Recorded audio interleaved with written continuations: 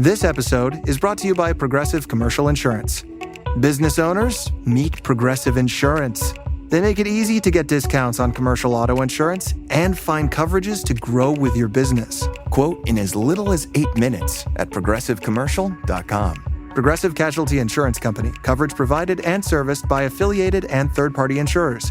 Discounts and coverage selections not available in all states or situations. I am so excited for this spa day. Candles lit, music on, hot tub warm and ready.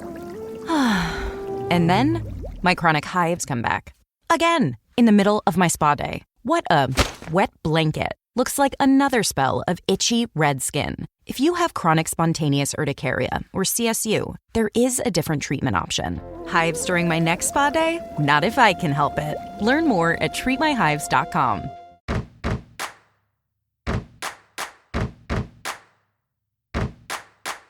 Welcome back to Immigrantly. I'm your host, Adia Khan. I know it takes real effort to hit that play button, to decide you want to spend your time listening to what I have to say. So thank you. I see you, and I really appreciate your curiosity and openness. Before we dive in, just a quick reminder. We now have a channel on Apple Podcasts called Immigrantly Uninterrupted. And I would love for you to subscribe, not just because you'll get ad-free episodes. Honestly, who doesn't love that? But because your support helps keep these conversations like this one possible. And you know what? I know that you believe in the work, the content that we are creating, and I'm pretty sure you would want to help us. So here's where you help by subscribing to Immigrantly Uninterrupted.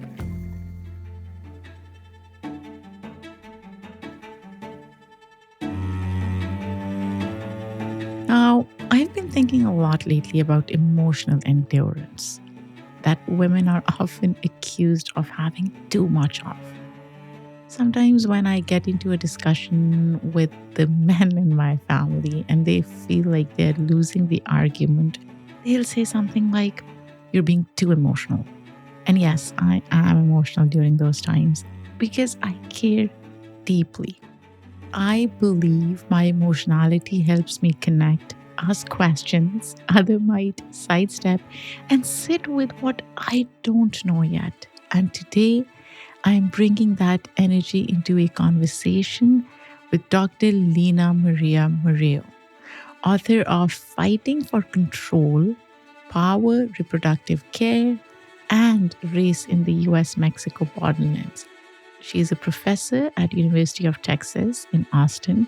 Her work traces almost a century of struggle, movement, policy, and lived experience around reproductive care and control along the border. And she's here to help us understand today's battles over abortion, contraception, race. And I kid you not, this conversation was not what I expected, in a good way. So without further ado, let's get started.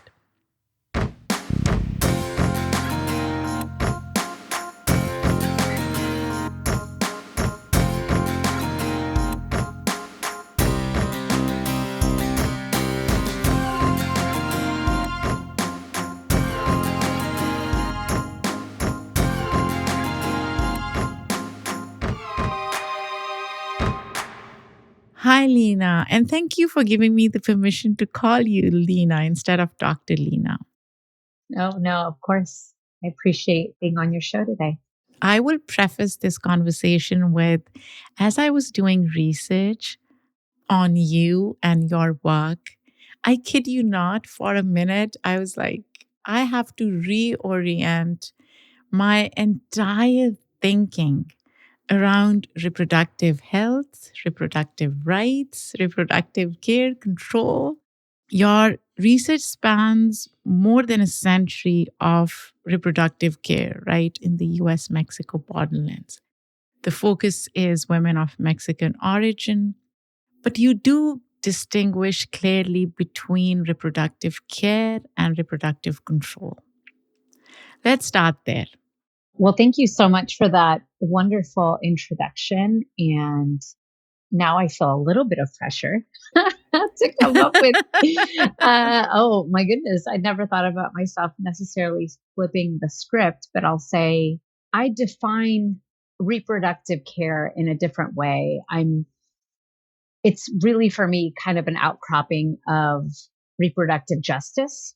So reproductive justice is a framework that was developed by women of color feminists, by Black feminists, Latinas, Asian activists who were, I think, in the 1990s, feeling like the focus on abortion access was very limiting to the very real histories and contemporary experiences of women of color in the United States around their reproduction. Often, when people have in the last 50 years fought for reproductive rights, it has been under the guise of having the choice not to have children. And what women of color were saying, well, that is certainly a concern of ours, right? To be able to decide when we have children and how many children we have and under what circumstances. But also, and importantly, it's about the right to have children and focusing on the histories of coercive sterilization among Latinas, among Native women, among Black women throughout the 20th century.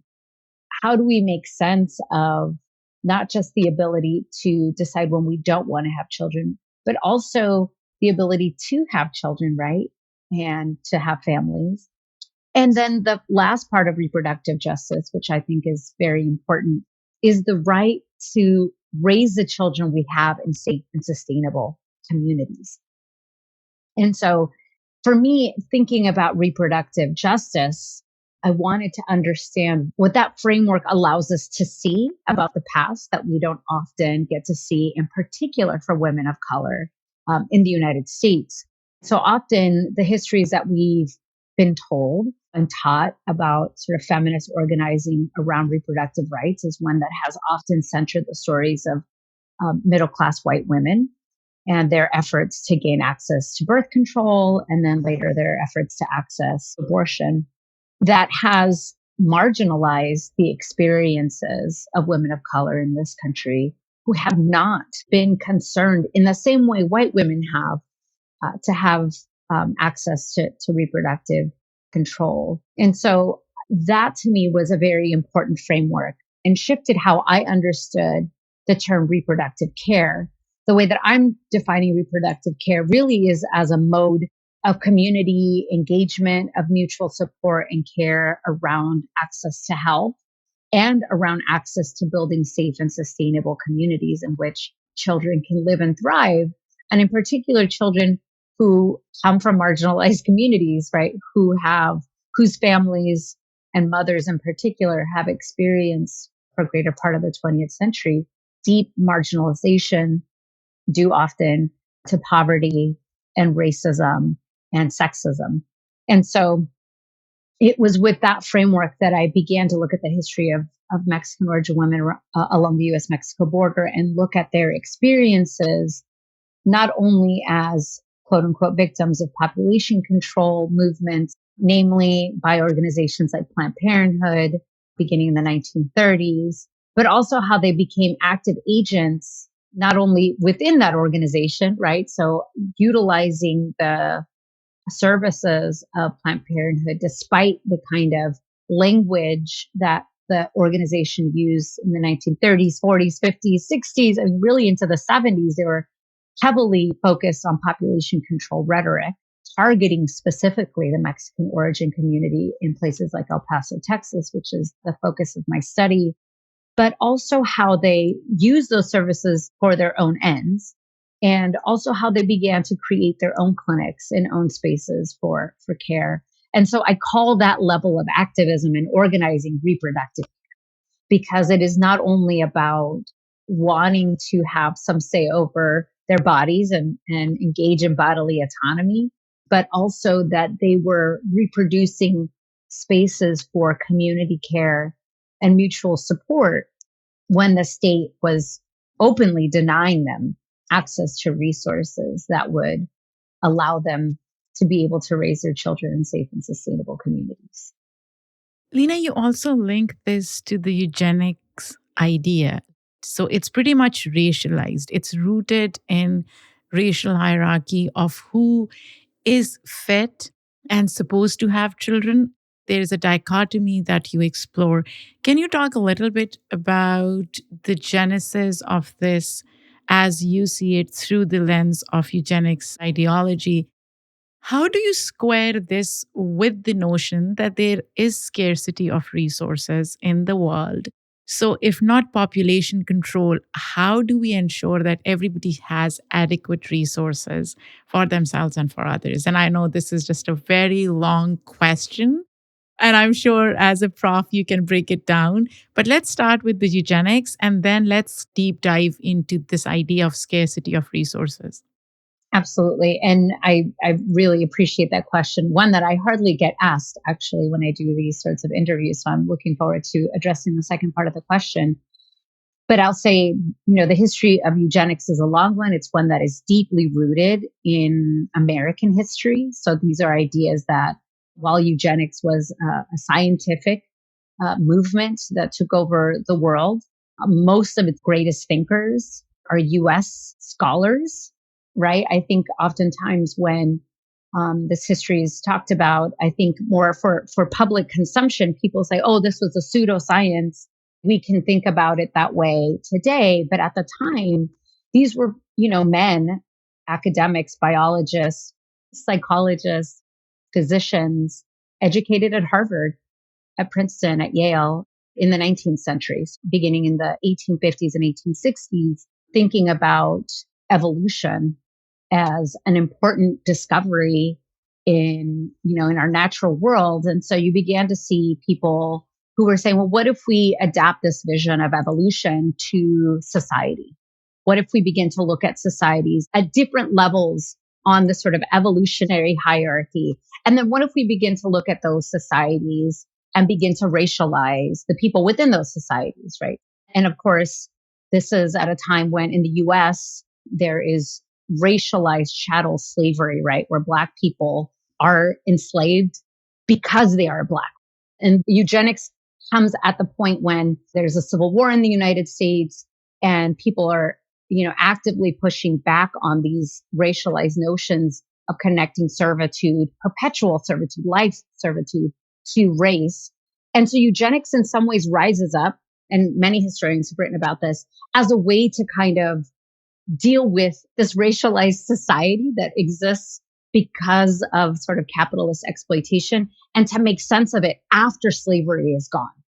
We still need a rationale, and what better rationale than science, right? When we can naturalize this, just look at the natural world, right? And this is what many of these scientists did, and measuring people's craniums to their noses to their faces to decide where on this hierarchy of humanity people fit. And these ideas go into the 20th century, and many people understand that the Holocaust, the late 1930s and into the 1940s and World War II, is kind of the sort of the greatest expression of like extreme, eugenics gone unchecked. Those ideas never go away. They go underground, right? Because of the Holocaust. And so one of the things that I'm doing in my book, Fighting for Control, is essentially tracing that lineage of thinking after the end of World War II. One of the first people to write a book about the scarcity of resources is a man by the name of William Boyd, who writes a book in 1948. So literally just 3 years after the end of World War II. His book is called Road to Survival. And one of the main characters in his book, Road to Survival, is a Mexican woman. She's the only woman in the book. And he sort of uses her as an example of, this poor, likely indigenous woman of Mexico. People in her village suffer high infant mortality rates because they're a developing nation that likely because of their sort of racial mixing will never actually fully be able to climb the hierarchy of human progress. And so what do we do with these people who are just essentially born to suffer? Their bad luck of being born on that particular that in that particular space on the racial hierarchy. And he says they're using resources that could go to others, right? Who might otherwise make more use of these resources. But oftentimes these population control advocates would downplay, right? Because they didn't want to be called racist. And a lot of their letters and a lot of their communication, they would say this privately, right? We don't really want to put forth the proper racial argument for why we're concerned about population growth predominantly in the global South, because people will call us racist and no one will actually pay attention to our ideas.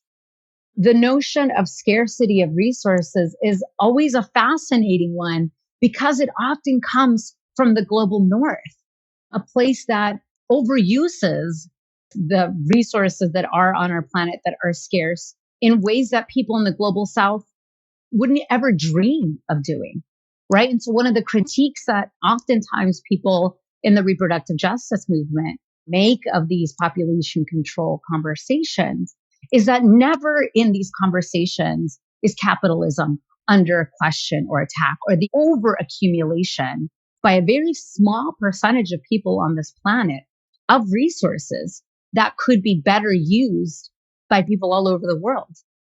This is when you begin to critique the hoarding of wealth, for instance.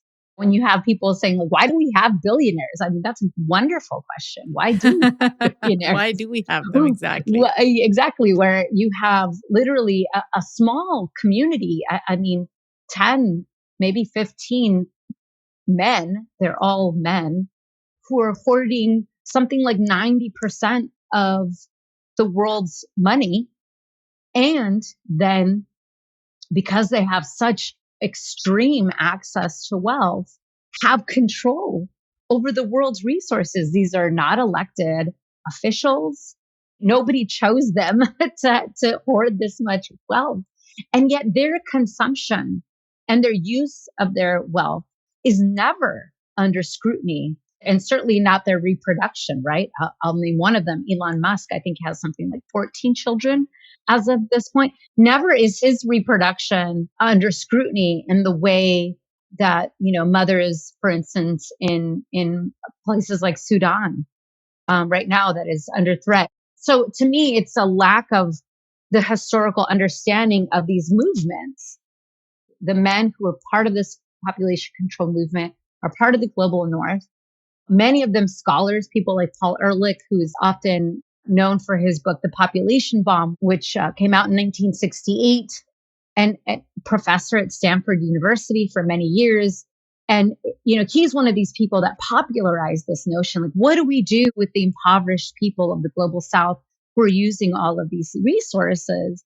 But again, never in their calculations are they taking into account the people in the global North who are using extreme amounts of resources. And these calculations have been done mostly by environmental justice advocates who say we would be able to manage our resources much better were it not for the global North using way more than their fair share.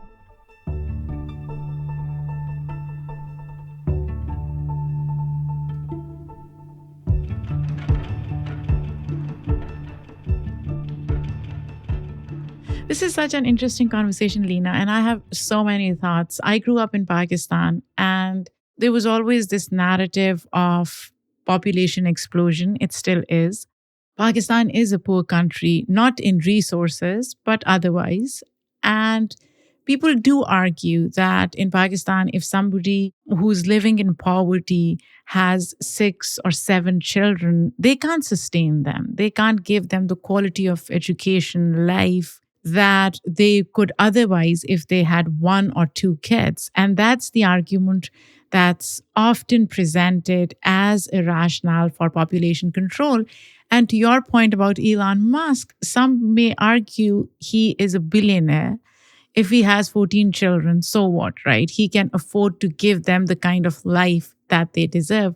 So my question to you is, when we talk about population control in countries like Pakistan, and again, I'm taking this conversation from Mexico to Pakistan, how do we justify people having 7, 8 kids, right? And that's a choice that they make. Given that in our calculus, they won't be able to take care of those 7, 8 children. How does your research fit into that reality? So, to go back to your initial statement, I'm hoping the work that I'm doing, the work that my colleagues in the reproductive justice movement are doing, is to reframe these kinds of conversations. Part of the power of population control was that it instilled, I mean, because this was a global movement, right? I mean, what you're talking about in Pakistan, India was kind of ground zero in many ways for these conversations on an international level. People like Margaret Sanger traveled to India many times, held some of the most important population sort of research conferences were in India. And so, of course, these conversations would trickle from India into Pakistan and the surrounding countries as a way to mitigate poverty. So as a way to individualize, it was a way to individualize concerns for poverty. You as an individual, I mean, this is a very American Oh my way of gosh, understanding yes. poverty, but you as an individual, it is your fault. It's your fault, your responsibility. It is your fault that you're poor. It is not the state's fault that you are poor. It is not global forces, right, that are stripping, as you beautifully stated, we are not poor in resources. If you look at many countries in the global south, they are not poor in resources. They're incredibly wealthy in resources. They are poor in resources because those resources have been stripped from their country in order to serve concerns of the global north. And so if resources were equitably managed in all of our countries, my family's from Colombia, one of the richest, resource-rich countries in Latin America, but yet some of the countries that deal with some of the most horrific forms of poverty, right? Like this is directly connected to history of imperialism, right? Again, in the late 19th and early 20th centuries, where there has been massive resource extraction from our countries. Again, how do you justify the level of poverty in some of our countries? Well, you launch this global movement that says it is your responsibility as an individual, right? If you want to be part of this liberal experiment of democracy, part of that is that you need to take responsibility. And it begins at the very basis of your sense of humanity, which is your reproduction and your ability to have a family and have children. And so there you deflect responsibility for poverty from the state and you force it onto individuals. It is no longer the fault of the state for essentially allowing countries to be stripped of their resources, but it is now each individual's fault for having too many children, for why they are in poverty. It's such an interesting lens. I never thought of it that way. So tell me, as a researcher, do you think we have a population explosion problem in this world? No, we have a resource accumulation problem in this world, right? We have countries like the United States, like Europe, that hoard their resources and hoard their material wealth at the expense of others. So earlier you mentioned, oh, Elon Musk, he's a billionaire. So what if he has 14 children? I mean, the so what is, if one of his 14 children is living in a McMansion that is using up water, electricity, such that it could power a small town in Pakistan, then it is my problem. Yeah, I was being devil's advocate. I don't like Elon Musk at all. But my point is that is what I'm hoping terms like reproductive care, when they're fully fleshed out, begin to do. That if we engage in thinking about that third prong of reproductive justice, which is collectively, it is about collectivity, saying, no, we are a collective. We are in a collective planet. We don't have another one, despite his best efforts at us traveling to Mars and potentially destroying that planet and ruining its resources. But understanding our sense of responsibility to each other, even if we are thousands of miles away, right? That the resource extraction and the overuse of resources in one place do affect our brothers and sisters and siblings on the other side of the planet. And that in order to mediate that, in order to understand how we remedy this issue is through deep collective organizing and through deep collective care, reproductive care, producing sustainable communities in which all of our children, whether we decide that we want to have no children or we want to have 7 children, that it's our human right to do so. And we should not be shamed. It's a woman's bodily autonomy. A woman should not be pressured into wanting to have children or not wanting to have children.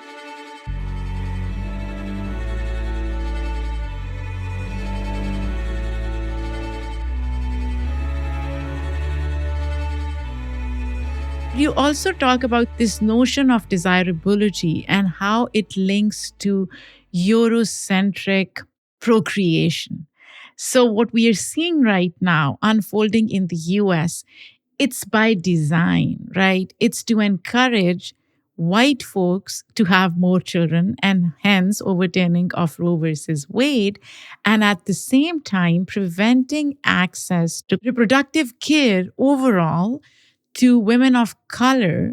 So, this is again an extension of population control that you've talked about time and again, right?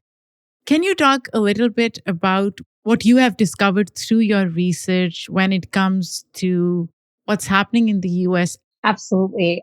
It's actually quite frightening. I give a lot of talks on this subject. And so I ask often audience members to, on the one hand, hold the discourse of the current administration of the federal government on the one hand, and then look at their actions. I encourage those who are listening to think and to engage, as researchers do. One is what people say, and one is what people do. And when we put those together, what kind of vision are they constructing for our society? So let's first talk about what they're saying. They are saying that people need to have more children. Recently, Dr. Oz said that the U.S. is underbabied. That was a term he used. That don't have the number of babies they desire. They're underbabied. So this president committed to address that. Now, I know what you're all thinking, and you're probably right. There are going to be a lot of Trump babies. I think that's probably a good thing. But it turns out he gave like a big press conference, and he said, we at the Trump administration wants to support people in having more children because we are underbabied. And so one of the ways that they're going to do that is by offering some sort of monetary compensation for every baby born. They're going to give people like $2,000 for those people who have had children in the last, 5 or 6 years. You can spend $2,000 literally, right, in less than a month and a half, not just in, buying diapers and clothes and maybe formula and car seat, crib, and all of these things. But let's say you have a difficult birth and your insurance will not cover all of the services that you may have needed to have your child. Many people go into debt, huge amounts of debt.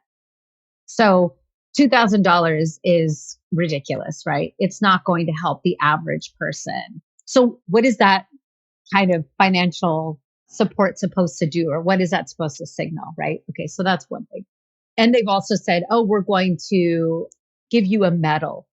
That's what they've offered thus far, right? So that's on the one hand. And again, lots of discourse around why it's so important to have children.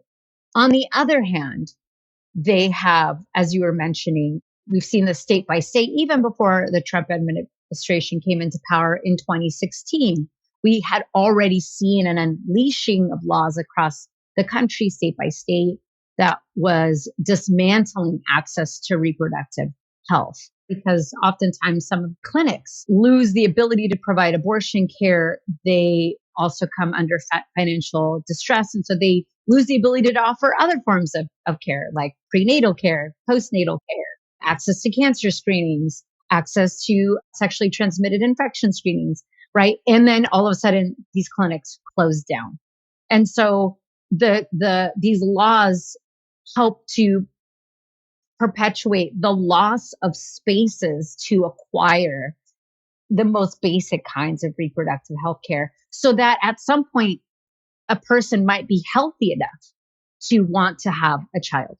So that's already happening. At the same time, they're also saying we're not going to study the effects of the loss of this healthcare. The Health and Human Services Secretary, RFK Jr., they've announced like we're not going to study maternal health outcomes.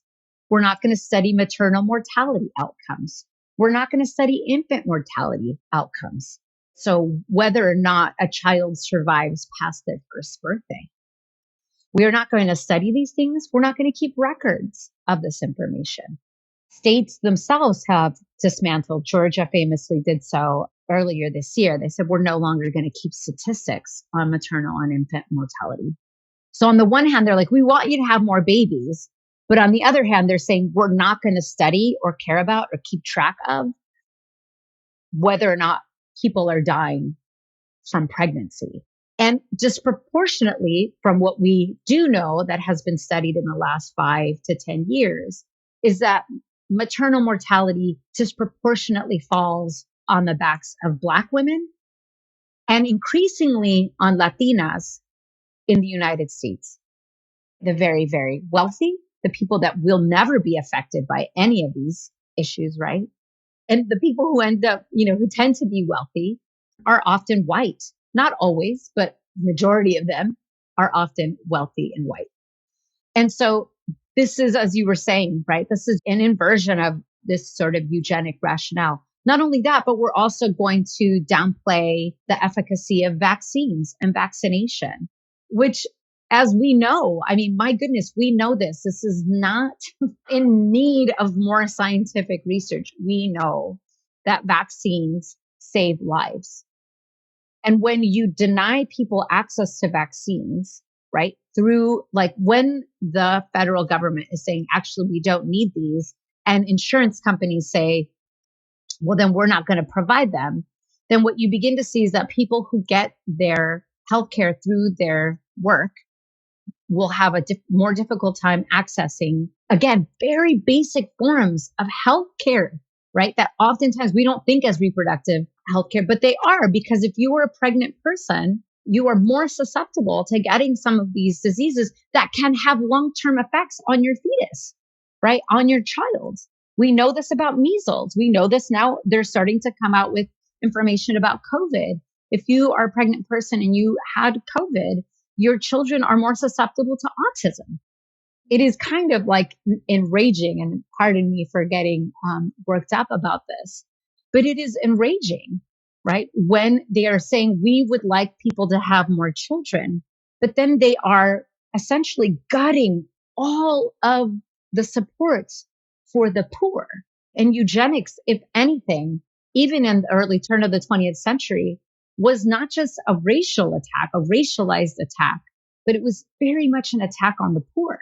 The majority of people in the United States that were sterilized from the turn of the 20th century into the 19th centuries by proportion, right, of the population were poor white people. And certainly Latinas had some of the highest numbers of coercive sterilizations proportionate to their population numbers. But in overall numbers, the majority of people in this country that were sterilized against their wishes, right, coercively sterilized, for white people. So that's what I was going to ask you, because it seems like, first of all, they are denying reproductive care under the guise of, as you explain it, okay, having more children, but then denying access to reproductive care, because they are really distinguishing in their mind and their calculus on socioeconomic status, right? So the assumption here is that wealthier people are probably more white, and hence they will have access to reproductive care in any case, and they are betting on that.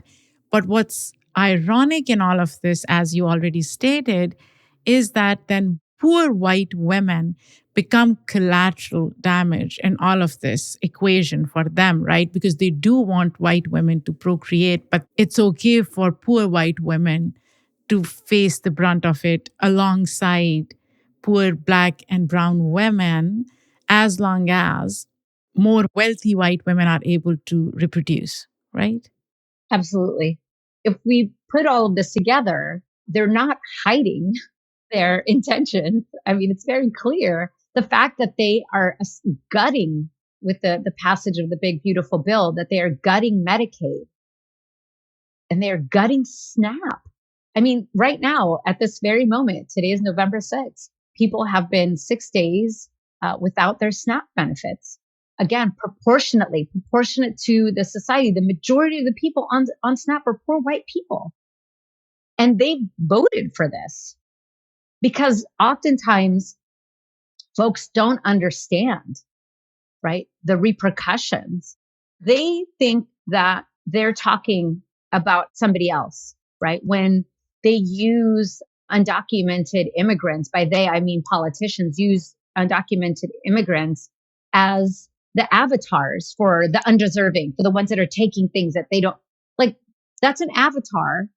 These horrific attacks against the immigrant community, it's all for show, right? Like these public displays, these spectacles of public violence, of forced disappearances. It is to show that poor white electorate, look, we are doing something in your name, at the same time that with the other hand, they're taking away all of the benefits that keep those poor white people alive.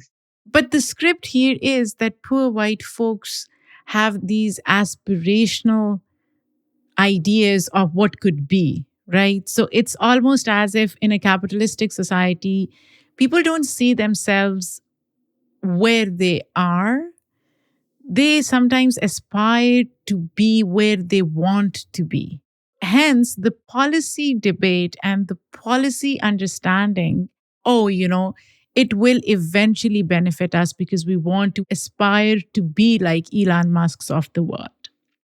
And that's the irony, right? It's not your current state, it's what the future holds or what they are promising you in the future. Yes, that is certainly, and I mean, that is one aspect of it. And the other is that the pull of white supremacy is very strong. It's very powerful. It provides the necessary cover so that people vote against their best economic interests if they're able to align themselves with a notion of aspirational whiteness Exactly. that they may never attain. Right. And so that is that it's proximity to whiteness. And that positionality. I often talk to people. I'm like, why do we feel a greater sense of allegiance to someone like Jeff Bezos than the people working in his factories? People are like, oh my God, leave him alone. Why do you feel a greater sense of allegiance to him than you do to the people who, again, because this has been documented, journalists have documented, than people who have to pee in a Coke bottle because they're not given enough time to go to the bathroom in one of his Amazon factories? Like, how did we get here? Right? Lena, why aren't people in the media or in policy realm, like think tanks, educational institutions talking about this? I mean, I think that they are happening in the media, not maybe legacy media, but certainly in spaces like we're in today, right? Where you have people who are venturing out to have different conversations than what we hear in legacy media spaces, whether you're talking about CNN or MSNBC or Fox News but I do think people are having these conversations. We are talking about these critiques in academia, and that's precisely why academia right now is so under attack. So is there any hope? I mean, I'll say this. I encourage debate and conversation in my classes. Oftentimes, I find that is when students are best able to articulate their positions. As a historian, I often ask students to be sure that they cite their sources. What are your sources? How are you coming to this conclusion? What kind of analysis did you do? Are they vetted sources? I love that. My research is on the history of abortion and reproductive health. For me, I am committed to seeking the truth for the betterment of our society. I'm committed to truth telling and truth seeking as an academic, as a researcher, as a historian, and especially as a teacher. And I've had students in my class who are conservative students and who will say to me, like, I'm feeling very nervous about having this conversation because I feel like I'm not going to be able to say the things that I want to say. And I'm like, okay, well, like, let's see how it happens. And then afterwards, they'll come up to me and they're like, oh, I actually didn't feel as defensive as I was going to be because I wasn't expecting you to focus on these things. In fact, these are things I had no idea existed in this history. And it actually caused me to kind of think more deeply. It hasn't changed how I feel about this particular topic. I still feel very strongly, but it's actually opened my eyes to these other things that I had never considered. And for critical thinking, right?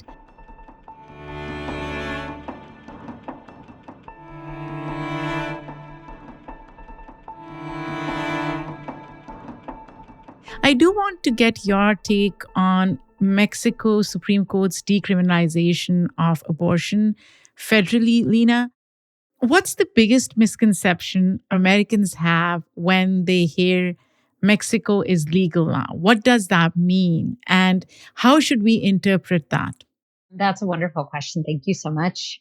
Well, there are several things. One, and let me just start by praising the work of feminists in Mexico and really feminists in Latin America who came together at different junctures in the last 20, 30 years and began to articulate a vision of gender-based violence, something that is a term that is used by the UN, that was brought to the UN by feminists in the global South to articulate not just violence in a war zone, but to encapsulate the denial of access to healthcare as gender-based violence. And this is what is called the Green Wave in Latin America, was this connection of the loss of access to abortion and lack of access to contraception as a form of gender-based violence. And so the president of the Supreme Court in Mexico for over a decade had been very attuned to these demands. And so slowly but surely has been kind of rolling out a new vision for reproductive health access in Mexico. And so there are still states in Mexico, like in the United States, where it's very difficult for people to access abortion. Feminists have created incredible underground networks of support for people to be able to access medication abortion. I know that there's an important, actually, I think it's a US backed clinic that has opened an abortion clinic in Cancun. So you can go to Cancun and access abortion care if you need to. There's a clinic there now. And so I think that for people in the US, when that news first broke, I remember I was getting a lot of journalists calling, asking me, is it true? Are women in the US going to be going to Mexico to get abortion care? And I was like, yeah, and they've been doing that. I mean, travel across the US Mexico border, really travel across the US Canada border is riddled with stories of people trying to get access to healthcare. Why? Because healthcare in the United States is prohibitive. Unless you have insurance and the right kind of insurance, you can get into massive amounts of debt, right? I mean, this is the thing that Bernie Sanders has been the millionaires and the billionaires. He has been one of those people that has been very consistent about pointing out the way that pharmaceutical companies in the US take advantage of US consumers, right? So people have been traveling to Mexico for access to all kinds of healthcare, including now reproductive healthcare. And what people are finding is a fairly robust system of feminist organizers who are there to help meet their needs. And what it has caused among feminist scholars and feminist activists in the US is to say, we have a lot to learn about organizing from our Latin American sisters in the South that have been very inclusive in thinking about gender-based violence as a loss of gender-affirming care, right? So to include trans and non-binary people in their movement, and to say that, loss of gender-based healthcare is a form of gender-based violence, and loss of access to reproductive care is also a form of gender-based violence.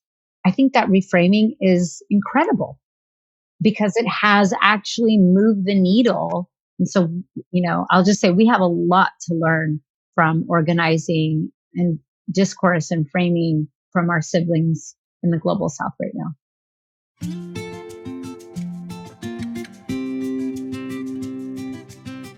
I love it, Lena. And in the end, if you were to define the United States of America, how would you do that? Right now, we are living a moment that I think is shocking to a lot of people who never thought that we would be on the precipice of losing so much. I think people have sadly, and this is one of the things that I try to combat as a historian, have a vision of this progressive notion of history, that history just, without us doing anything, will just always get better. Life will always get better. Things just get better, without understanding that the reason why we have these moments where things do get better is because human beings, we as a collective, have come together to fight for them and to demand that we be treated with dignity and care and support. And so I think that this is one of those moments where people are looking around and saying, oh, now is the time to organize. Now is the time to fight. And I think one of the most heartening spaces where I see that happening is actually around immigration and immigrant detention and raids, where you have people in local neighborhoods coming out and saying, like, no, you will not take my neighbor. No, I will put my body physically in the way of you and these masked people who we don't know. Are they part of the federal government? Are they ICE? Are they DHS? Like, we don't know. Who are coming and trying to take away our community members. Like, that is the level of reproductive care that we need to engage in right now. And so I think people are starting to wake up to it and understand that it is up to us as members of our community, and that the work that we do, even in our towns, in our neighborhoods, and in our cities, that it reverberates around the world.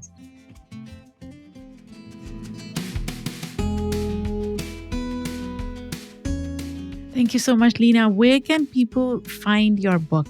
Oh, you can get book at any local bookstore. And if they don't have it, just go in and ask for Fighting for Control, Power, Reproductive Care, and Race in the U.S.-Mexico Borderlands. I have my website, linammurillo.com.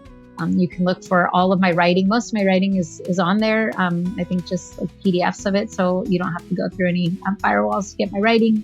So people can reach out to me there. Thank you so much, Lena. This was so good. Thank you for coming on Immigrantly. Thank you, Sadi. I really appreciate it. Thank you so much.